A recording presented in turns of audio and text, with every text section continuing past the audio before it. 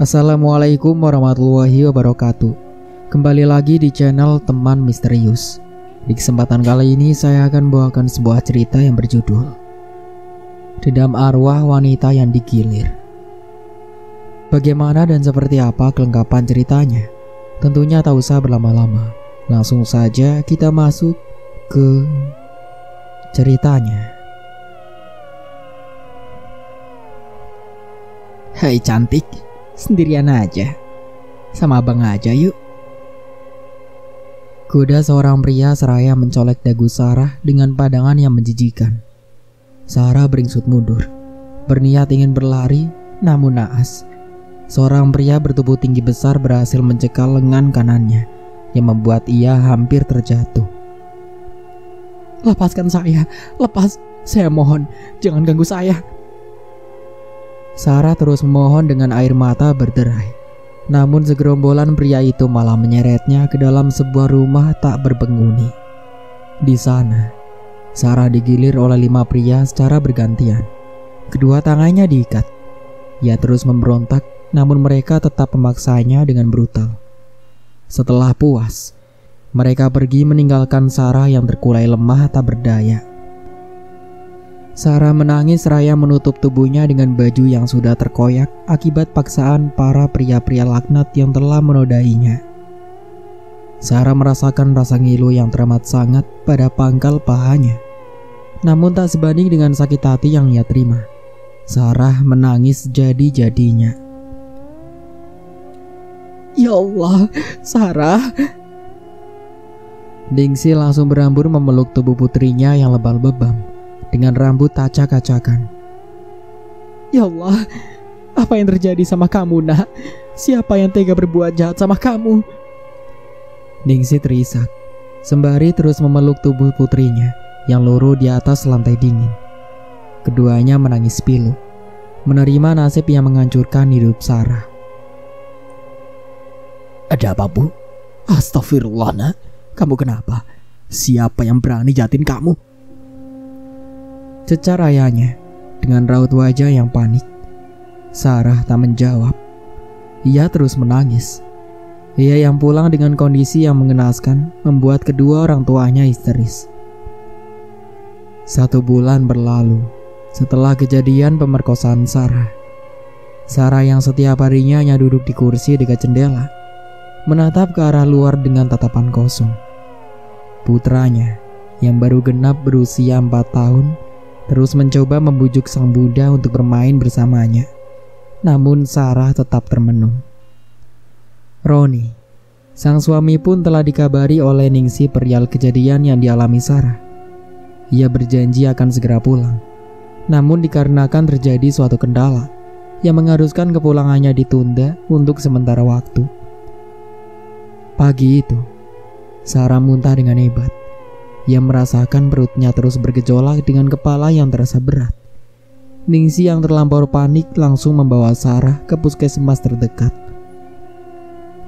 Bagaimana keadaan anak saya, Dok? Tanya Ningsih dengan raut wajah khawatir. Anak ibu sedang hamil. Diharapkan agar si ibu tidak terlalu banyak pikiran, karena akan berpengaruh buruk pada jabang bayi yang ada di dalam kandungannya. Jelas seorang bidan dengan ramah. Ningsih menutup mulutnya tak percaya. Anaknya harus menerima kenyataan pahit di tengah-tengah rumah tangga yang tadinya baik-baik saja. Sarah menangis mendengar penuturan sang bidan. Aku benci hidupku. Hidupku hancur. Yang sabar ya, Nduk. Ini semua ujian dari Gusti Allah. Ucap Ningsih menenangkan. Dengan tangan terus mengusap pundak Sarah yang terguncang akibat tangisannya. Sudah, Bu, jangan menangis. Kasihan bayinya yang... Saya gak peduli. Saya benci bayi ini. Dia bukan anakku. Tegas Sarah memotong pembicaraan Bu Bidan. Bu Bidan terdiam. Takutnya Sarah semakin tersulut emosi dan mencelakai bayi yang dalam kandungannya. Setelah menerima obat dari Bu Bidan, Ningsih membawa Sarah pulang. Tangis Sarah sudah terhenti. digantikan dengan tatapan kosong yang selalu ia lakukan sejak mengidap depresi pasca kejadian dalam sebulan lalu. "Bu, Roni pulang hari ini," ujar Roni dari seberang telepon. "Iya nak, hati-hati di jalan." Sarah duduk di tepi ranjang, meratapi nasibnya yang semakin hancur. Pandangannya terkunci pada gulungan tembang yang tergeletak di pojok kamar. Sarah mengambil tambang itu, lalu membawanya ke belakang rumah. "Bu, Sarah mana ya? Dari tadi Bapak cariin gak ada." Tanya Pak Karto, ayah anda Sarah. "Gak tahu Pak, tadi Sarah ke kamarnya." "Bapak udah cari, tapi gak ada Bu." Keduanya menjadi panik, lalu berpencar untuk mencari keberadaan Sarah. "Astagfirullah!" teriak histeris Ningsih dari arah belakang rumah. Terlihat seorang wanita yang lehernya tergantung di bawah pohon nangka besar. Tubuhnya sudah memucat, mata melotot dengan lidah yang terjulur. Ningsih meraung kesetanan kala melihat putri semata wayangnya memilih untuk mengakhiri hidupnya dengan cara tragis. "Ya Allah Bu, kenapa jadi begini?" Pak Karto lantas menurunkan jenazah putri semata wayangnya. Dengan tubuh gemetar, Karto melepas tali yang membelit leher Sarah hingga meninggalkan jejak di leher jenjangnya. Semua warga berdatangan mendengar teriakan Ningsih. Salah seorang warga menggendong Dimas. Roni yang baru saja datang langsung berlari membelah kerumunan warga. "Sarah!" Roni memeluk tubuh Sarah yang telah membeku. Ia menangis sejadi-jadinya. Tak ada lagi rasa malu karena disaksikan para warga. Yang ada hanya penyesalan teramat karena dia belum sempat bercengkrama untuk sekedar melepas rindu di detik-detik terakhirnya. "Sarah, kenapa kamu tinggalin emas sayang? Masa akan terima kamu apa adanya Sarah? Kenapa malah begini?" Roni terus meracau. Pak Karto pun tak hentinya menguatkan Roni. "Yang sabar ya Ron. Maafin Bapak yang gak bisa jagain Sarah. Maafin Bapak yang ceroboh ini." Tangis sang ayahanda Sarah pun pecah. Sedang Ningsih yang pingsan diboyong para warga ke dalam rumah. Ia terlihat syok hingga hilang kesadarannya. Jenazah Sarah pun selesai dikebumikan pada sore hari. Para pelayat satu persatu mulai pulang meninggalkan pemakaman, hingga menyisakan Roni dan orang tua Sarah di sana. Roni tergugu, seraya memegangi nisan yang bertuliskan nama istri tercintanya. "Sarah, Mas kangen kamu. Kenapa kamu tinggalin emas?" Roni menyeka air matanya, menatap gundukan tanah yang masih merah di depannya. "Yang ikhlas ya Ron, sabar. Mungkin ini sudah takdir sang ilahi," ujar sang ayah mertua menenangkan.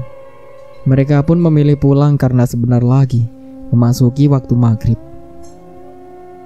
Doni, seorang pemuda dari desa itu melangkah melewati jalan setapak yang nampak temaram karena minimnya pencahayaan.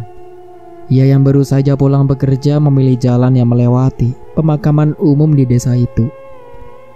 Di bawah gelapnya malam, ia memicingkan matanya tatkala melihat cahaya merah timbul dari sebuah gundukan tanah yang masih merah.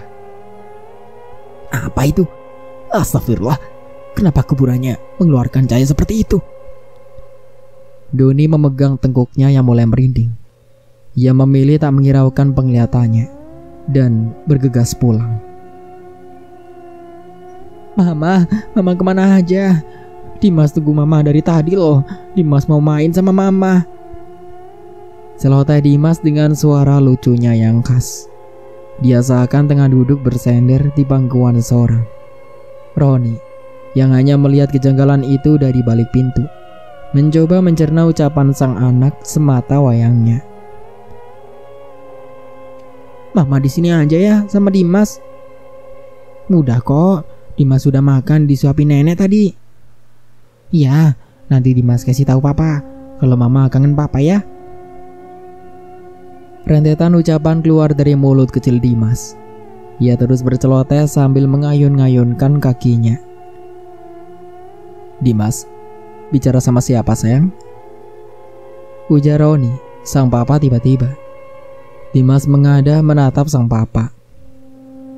"Sama mama," celetuknya sambil terus memainkan mobil-mobilan miliknya. "Sekarang mamanya di mana?" tanya Roni lembut seraya mengusap wajah mungil Dimas. Roni celingukan. Pasalnya di sana hanya ada dia dan Dimas saja. Dimas tersenyum ke arah pintu kamar. "Mama katanya mau bubuk dulu," jawab Dimas dengan polosnya.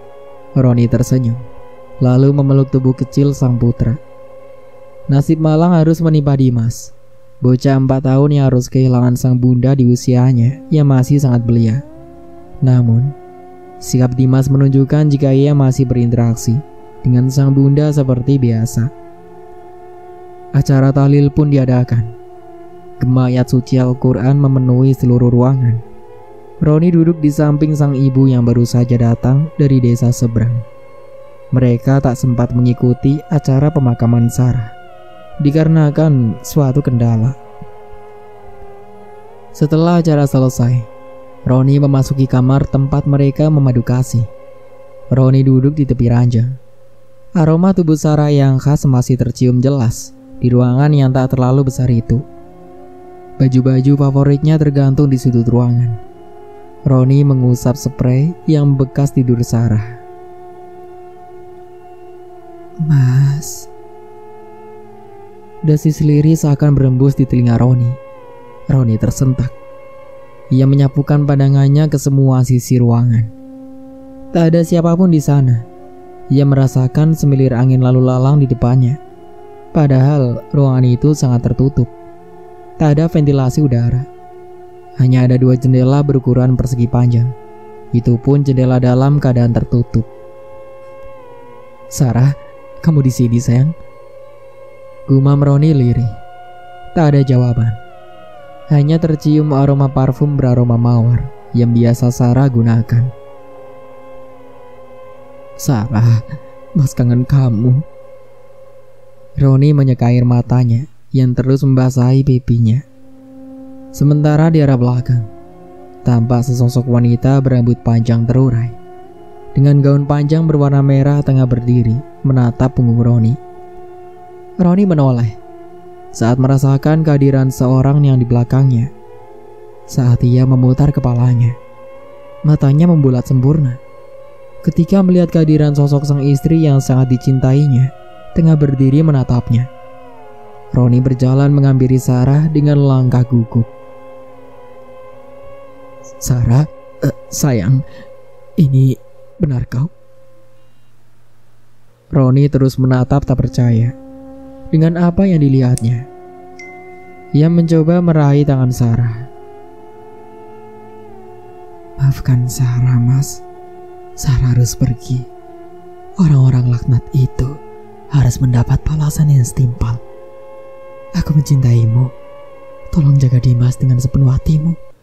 Aku pergi," ujar Sarah dengan air mata yang berlinang. Terpancar tatapan rindu dari keduanya. "Sarah, jangan pergi. Mas mohon Sarah. Sarah." Roni terus meraung tatkala melihat sosok sang istri yang melayang menjauh dengan tangan masih terulur. "Sarah, kenapa kamu tinggalin Mas, Sarah?" Roni terus menangis. Tubuhnya luruh di atas lantai malam yang dingin. "Roni, kamu kenapa nak? Ada apa?" serga sang ibu seraya memeluk tubuh Roni yang tergugur di atas lantai. "Sarah, Ma. Sarah tadi datang ke sini, tapi dia malah pergi tinggalin Roni, Ma." Ibunya semakin mempererat pelukannya, seraya terus mengusap lembut pucuk kepala putrinya. "Sudah nak, sabar. Ikhlaskan Sarah. Biarkan dia tenang di dalam sana. Ini semua sudah suratan takdir, nak," ucap ibunya menguatkan. dengan isak tangis yang sama-sama memilukan. Tapi Sarah sedang hamil, Ma. Roni gak masalah itu anak siapa. Roni akan terima. Roni akan sayangi seperti anak Roni sendiri. Roni terus meracau. Tangisnya semakin menjadi. Sudah, Nak, sudah. Sarah menatap kejadian itu dari balik jendela. Derai air mata menggenang di pipinya yang pucat pasi. Sarah mengusap perutnya yang masih rata. Maafkan ibu, Nak. Meski kau bukan anak dari Mas Roni, kau tetap darah daging ibu. Maafkan ibu yang harus membawamu ke dalam dosa ibu. Ibu egois. Sarah terus terisak. Tak ada lagi yang bisa melihatnya. Sarah menatap segerombol pria yang tengah nongkrong sambil berjudi di warung kopi. Gelak tawa dan candaan mereka begitu memekakkan telinga. Kalian, bisa-bisanya kalian tertawa di atas penderitaanku. Sarah menatap mereka dengan tatapan penuh kebencian. Matanya merah menyala, memancarkan kebencian yang terpatri di dalam hatinya. Kalian udah dengar belum? Si Sarah mati bunuh diri. Ujar seorang bapak-bapak di sela-sela obrolan mereka. Serius lo? Timbal seorang pemuda dengan antusias. Serius? Katanya nih ya, dia kandung diri karena hamil setelah digilir sama banyak pria. Dia diperkosa pas mau pulang ke rumahnya. Wah, biadab banget ya tuh manusia. Tega banget merkosa anak orang sampai bunuh diri lagi. Di kursi sebelah, 5 orang pria yang diduga pelakunya mendengar dengan seksama percakapan para warga itu. Terpancar gurat kekhawatiran di wajah mereka. Oh, jadi si Sarah yang meninggal.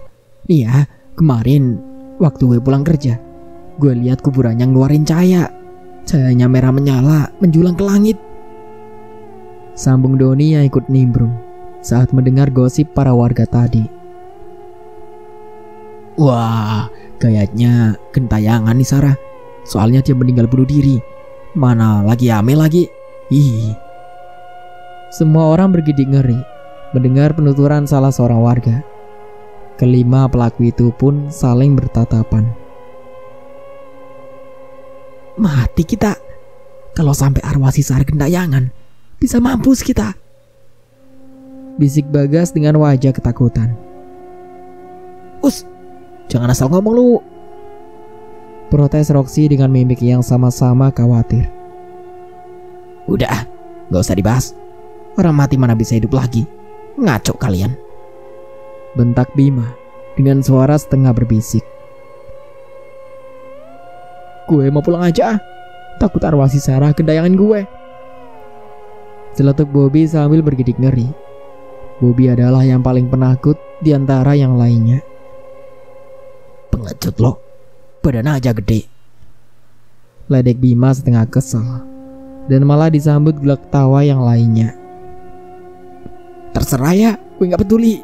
Yang jelas gue mau pulang aja, tegas Bobby seraya melenggang pergi mengendarai motor metiknya.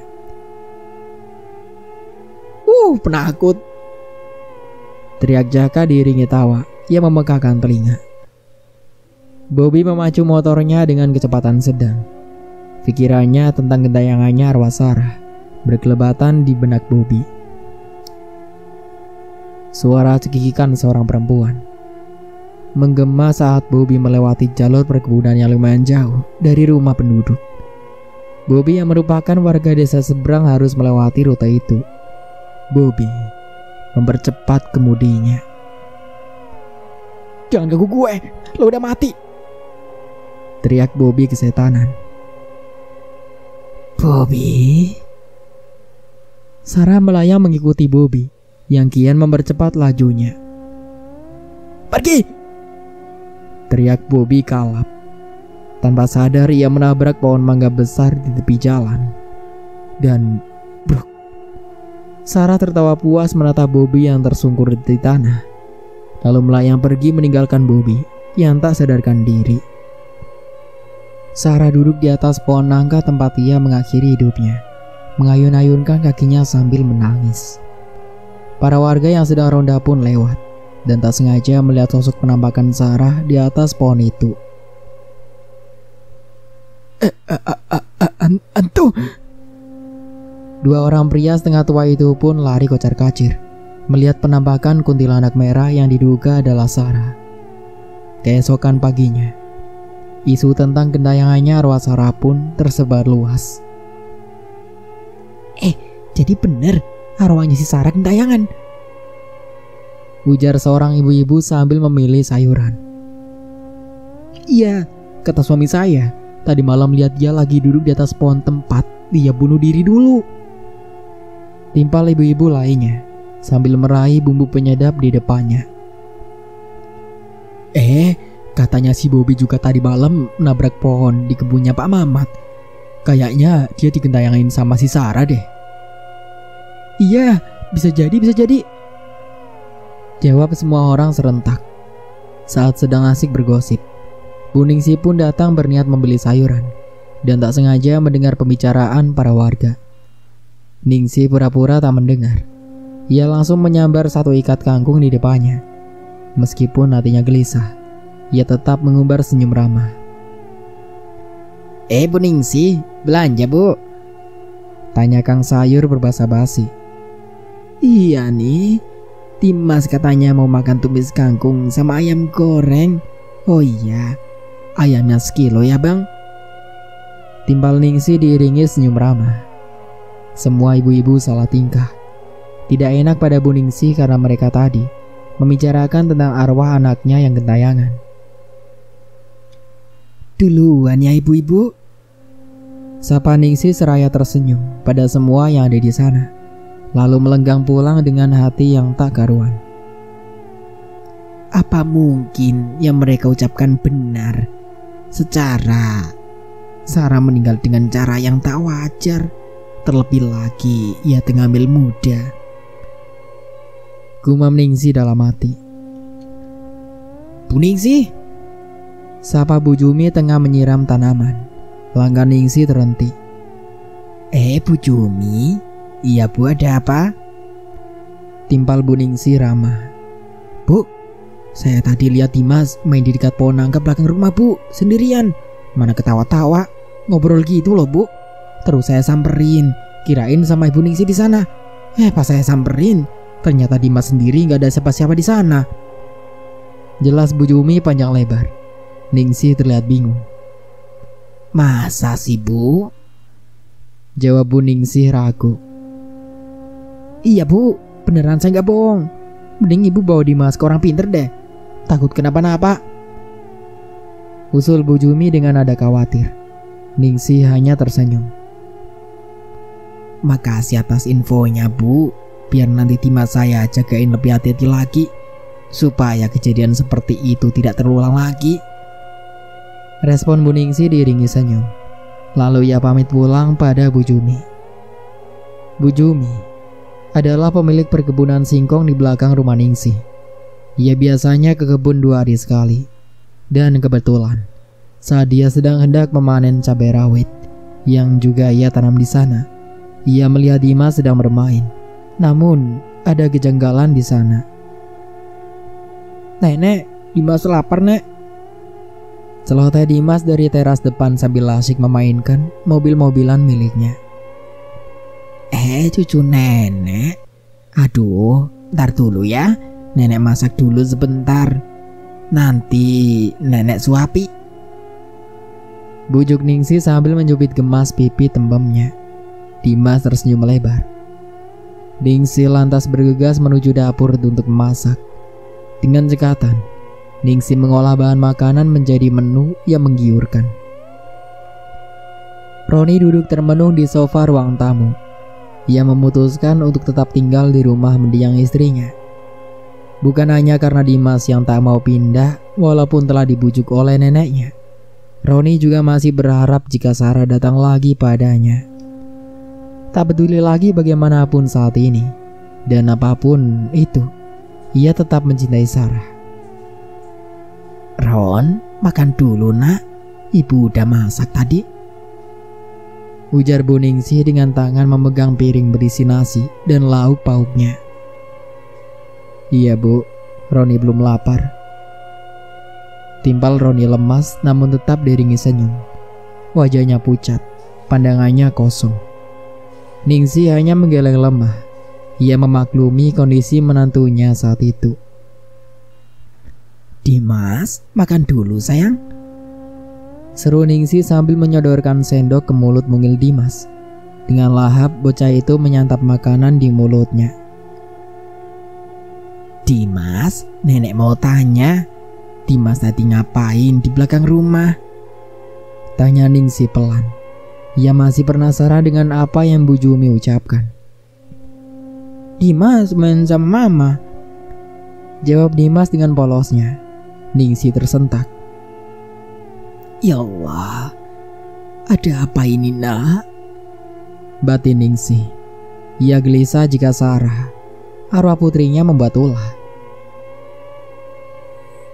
Dasar bajingan, kubunuh kau, teriak Sarah, seraya menusuk perut Bima secara membabi buta. Bima berteriak kesakitan. Bima langsung bangkit dari tidurnya dengan nafas tersengal-sengal. Ia menyapukan seluruh pandangannya semua sudut ruangan. Untung cuma mimpi, ujar Bima sambil mengelus dada. Tiba-tiba TV menyala dengan sendirinya. Bima terhenyak. Netranya terus memperhatikan nyala TV yang seperti benang kusut tak karuan. Sedetik kemudian, TV menyala memperlihatkan seorang wanita berambut panjang sedang berdiri membelakanginya. Bima beringsut dari tempat duduknya dengan mata melotot. Ia terlihat sangat panik. Gambar wanita itu semakin mendekat. Tiba-tiba, lenggingan suara wanita di kedua telinga Bima membuat gedang telinganya hampir pecah. Bima menutup kedua telinganya. Siapa lo? Jangan ganggu gue. Pergi, teriak Bima kalap. Sembari terus menatap sekelilingnya. Keringat dingin bercucuran. Wajahnya memuncak akibat rasa takut yang teramat sangat. Bima, suara itu menggema di seluruh ruangan, menyeramkan. Bima kembali tersentak. Ia mencari-cari sumber suara. Aku di sini sayang. Bima lalu menengadahkan wajahnya ke atas plafon. Betapa terkejutnya ia ketika melihat sosok Sarah merayap di atasnya. Menyeringai ke arahnya menampakkan gigi taring dengan darah yang bercucuran. Rambut panjangnya terurai tak beraturan. Wajahnya rusak. Matanya melotot seperti akan keluar dari tempatnya. Setan! Bima langsung melompat dari sofa berlari kocar-kacir keluar. Ia menyambar motornya. Sial, kuncinya ketinggalan lagi, umpat Bima kesal. Ia berniat masuk lagi untuk mengambil kunci. Namun arwah Sarah menunggunya di ambang pintu dengan tawa yang memekakan. Bima tak mau ambil resiko. Ia memilih berlari menuju tongkrongannya dengan lari terbirit-birit. Sarah melayang di atasnya.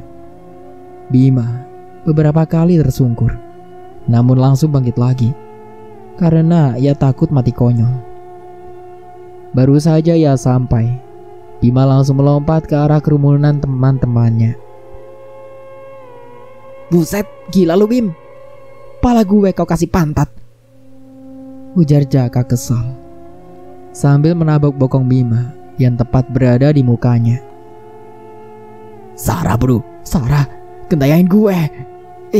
Serem banget tuh setan. Bima bergidik ngeri. Bukannya lo paling gak percaya sama setan ya? Kok sekarang jadi paling penakut gini? Ya enggak? Ledek Roxy diiringi gelak tawa teman-temannya. Gila lo, lihat aja nanti. Setannya si Sarah pasti datangin kalian juga. Timpal Bima sambil menyambar rokok di hadapannya, lalu menyalakannya. Masa sih? Mana ada orang mati hidup lagi. Sindir Bagas sambil mengedipkan matanya. Sialan loh. Bima melempar korek api ke arah Bagas yang tertawa cekikikan. Si Bobby gimana? Tanya Bima mengalihkan pembicaraannya.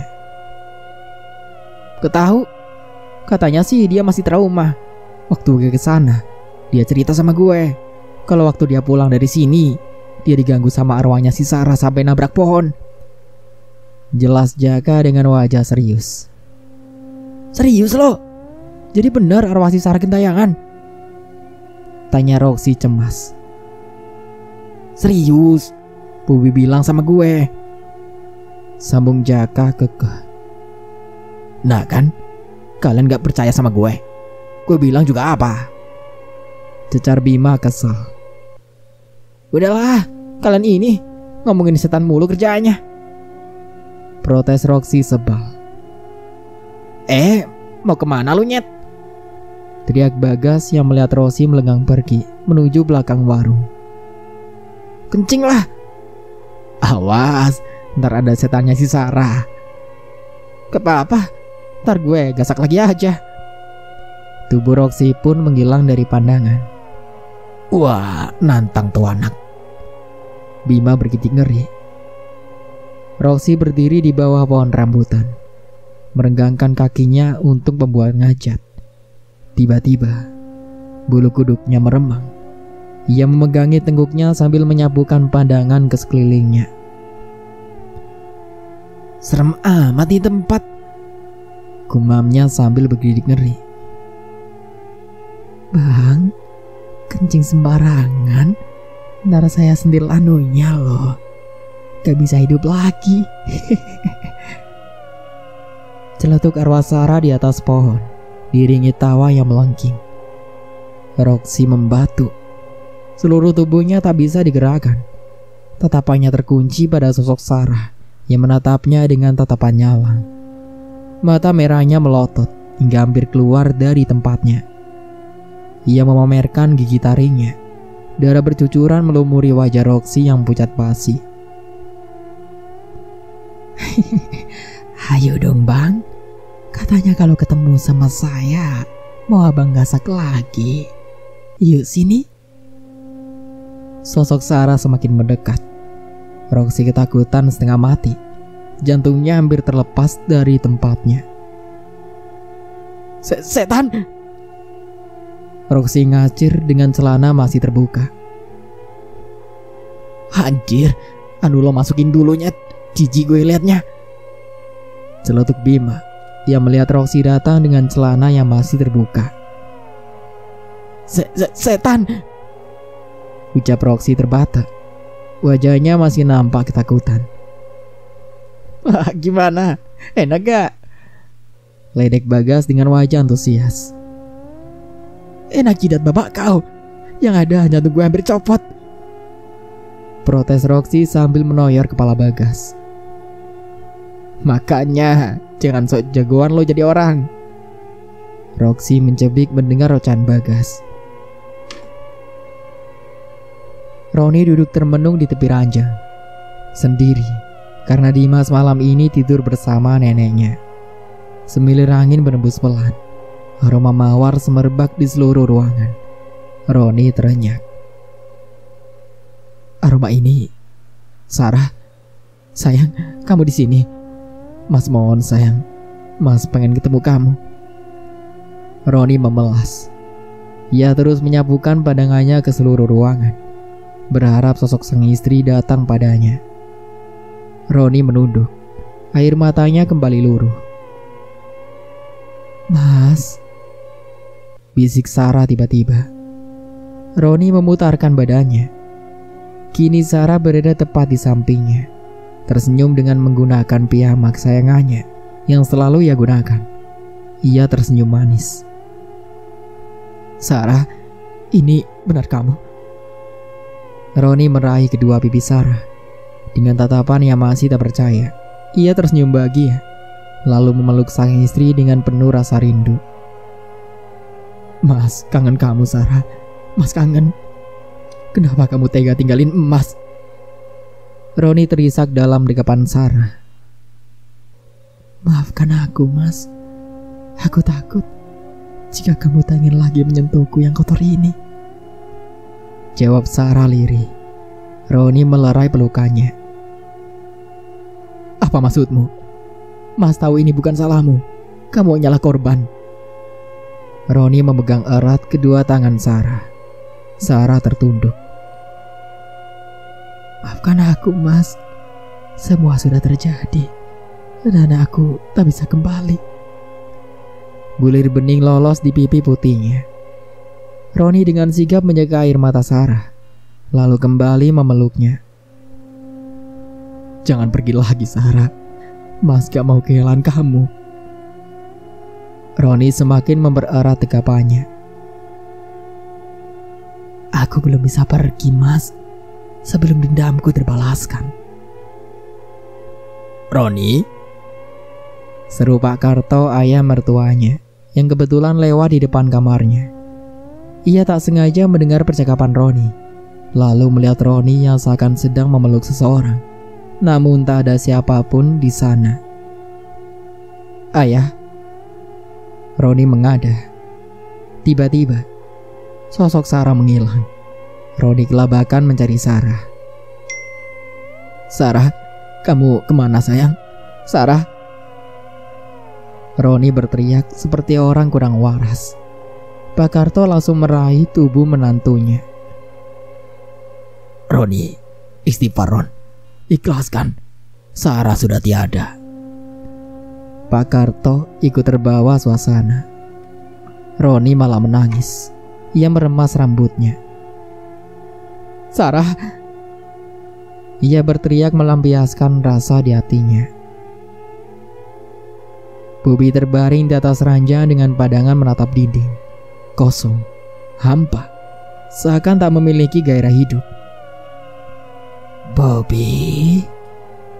Bisik lirih namun menggema terdengar jelas di telinga Bobby. Ia langsung beringsut, meremas selimut dengan wajah penuh ketakutan. Pergi! Bobby berteriak. Tiba-tiba, selimut yang Bobby kenakan mengembang. Bobby semakin panik. Lalu sosok Sarah keluar dari balik selimut dengan seringai yang menakutkan. Rambut panjang acak-acakan dan matanya melotot membuat Bobby berteriak keras hingga terdengar oleh ibunya. Bobby, ini mama nak. Bobby. Ibunya mencoba menenangkan Bobby yang terus meronta dan berteriak hingga ia menyadari kedatangan ibunya dan dengan cepat memeluk tubuh sang bunda. Bobby takut, Ma. Rengek Bobby diiringi isakan tangis. Jangan takut. Bersikap tenanglah. Seperti kamu perkosaku dulu. Wanita yang menyerupai ibunya pun berubah menjadi menyeramkan. Bobby langsung pingsan. Bobby, kamu kenapa? Ibunya yang asli pun menggoyang-goyangkan badan Bobby yang tak sadarkan diri di lantai. Papa. Ibunda Bobby pun berteriak memanggil suaminya. Dengan penuh kekhawatiran, ia terus mencoba menyadarkan Bobby. Ada apa sih, Ma, teriak-teriak? Ujar papanya Bobby dengan sedikit kesal saat ia menunduk. Tubuh bersih Bobby tergeletak di lantai. Untuk sementara aku cukupkan dulu ceritanya sampai di sini. Sampai jumpa kembali di part berikutnya. Saya Dayun pamit undur diri. Kurang lebihnya mohon maaf. Wassalamualaikum warahmatullahi wabarakatuh.